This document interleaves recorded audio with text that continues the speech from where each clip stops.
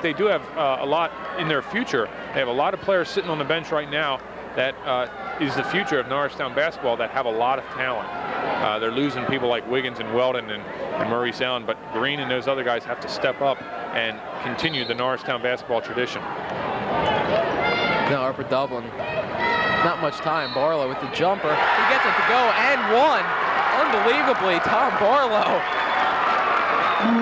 got that one to go. Too little too late maybe for Upper Dublin.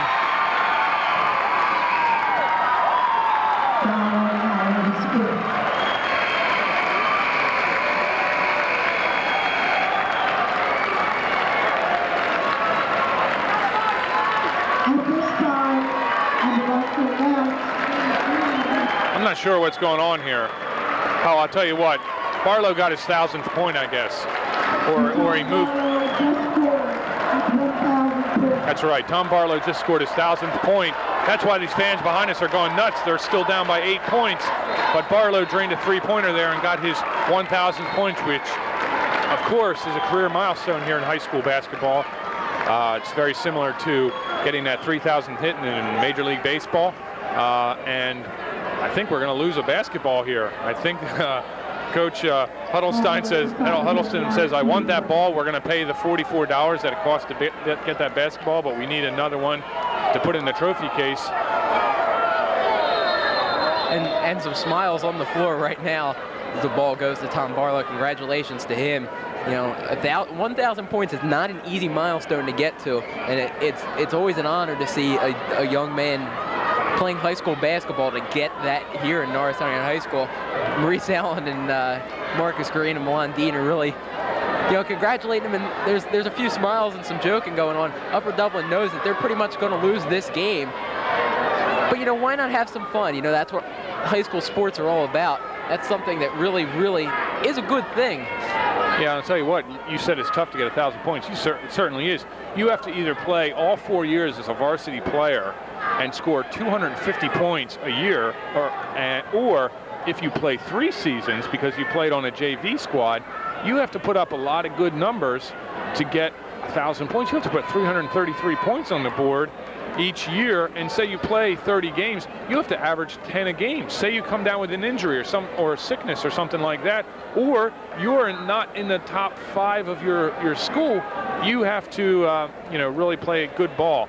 We've seen a lot of 1,000 club scorers here at Norristown, and now Tom Barlow of Upper Dublin adds his name to the list at Upper Dublin. And there's one sitting over on that Norristown bench right now. He's the assistant coach and the head coach on the JV team, Ken Cool. And I have to say, watching him play back, in the years of '88 and '89, he was one of the smoothest shooters I've ever seen to come through Norristown. He could really stick a 3, and boy, with him on the floor, you were always in a game.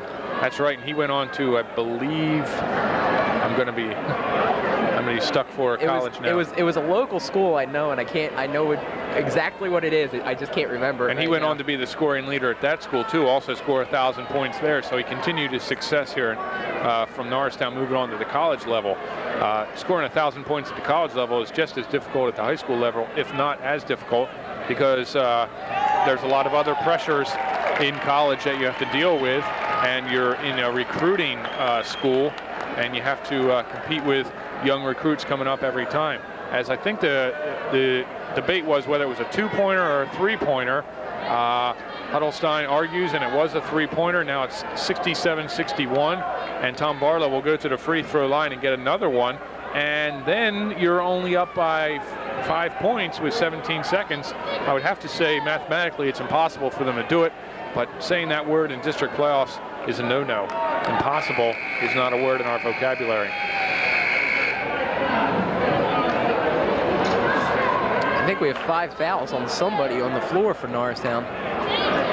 Might be Maurice Allen. Yeah, it's Maurice Allen. He's going to be called for his 5th foul. Now, in addition to the delay with the scoring problem, we're going to have Maurice Allen coming to the bench, committing his 5th foul. And Danny Evans, number 11, the upstart junior, will get a shot at the last 17 seconds of this District 1 playoff game. Once again, congratulations to Tom Barlow. Great feat established for him tonight. And boy, they lose this game, but that'll be one that everybody on that Upper Dublin bench will remember forever. That's right. And now he has 1,001 points, if not more. And he fouls Milan Dean. And now it's 67-62 with just under 16 seconds to go in this ball game as Dean goes to the free throw line to shoot 2, add to his point total. You can look at Joe Fabrizio straight across from us, right at half court. He's sweating now. He has to go out and buy another basketball for the boys' squad because he lost a good basketball there. Dean makes the first one. So Norristown will move on into the third round. They, of course, will play the winner of that Westchester East Pencrest game. It's an 8 or a 9 seed, so you know it's going to be a good game. Whoever Norristown gets, Dean makes 1 of 2.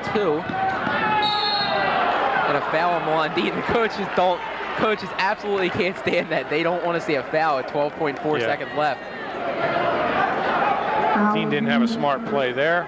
However, with 12.4, you've got to think that, we're going to have a timeout here by Tom McGee. Late timeout here by Tom McGee. Didn't like what he see. He did not like what he saw out on the court, and he's going to tell his players, play a very relaxed defense here. Don't get into any foul situations where you're out shooting these guys, because Upper Dublin's been draining their free throws and draining those three-pointers when they need them. And Norristown could see this one slip away. Who knows? It's not over till it's over.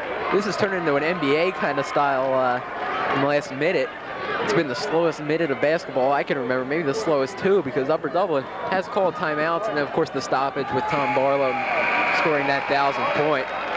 That's right, and I always watch the NCAA tournament, and I think the first 3 quarters and or 1/2 and 10-15 minutes of every game goes so quickly, and then the last 5 minutes seems to be going so slow, because it's very much like this game. It is a no tomorrow game, as Barlow goes to the free throw line to add to more of his career total. Barlow gets the first one to go. He has 25 points for the Cardinals right now. That gentleman on the floor should be proud of himself right now. He put it all out on the line tonight. 68-64, and Norristown going to call a timeout. Brad Weldon couldn't inbound the ball. I don't know how many timeouts each of these teams has left. They seem to have each called about 6 in this last quarter. Yeah, it just seems like it keeps going and going and going. And with 12.4 seconds left, if you're Upper Dublin, you're down by 4. You hold them here, you get the ball in, you could shoot a 3 and maybe get a foul. I don't know. For Norristown, you just need to get that ball in, get fouled, come down and make 1 free throw, and your game could be over. Because we know that running the length of the court takes 2 or 3 seconds each way, and that will take off time off the clock. Definitely not the way we thought it was going to happen. I predicted the score to be a little higher than this and a little further apart before the game. However, predictions never hold true. There's no sure thing in basketball, and this is a perfect example of that. And no sure thing in high school basketball, sorry.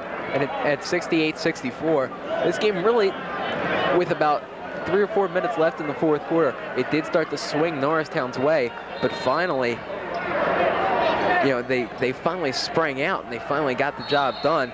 Smart play right there between Weldon and Green. Green passed it to Weldon on the other end of the baseline, and you were allowed to do that. Little give and go, as we say in soccer, and Green got called for the foul. Plus, you get Marcus Green the line, who's a pretty good free throw shooter. That's right. The best person on the floor right now to make free throws would be Marcus Green. Second one would probably be Danny Evans. Of course, you want to keep the ball out of Lee Fowler's hands. No offense to Lee, but he is not a terrific free throw shooter. As Green makes the first one with a little body language and a little English. 15 for Marcus Green right now. 11.6 seconds left in the game as Green drains the second one, and now it's a 6-point lead. It's 2-possession ball here, as they say in football.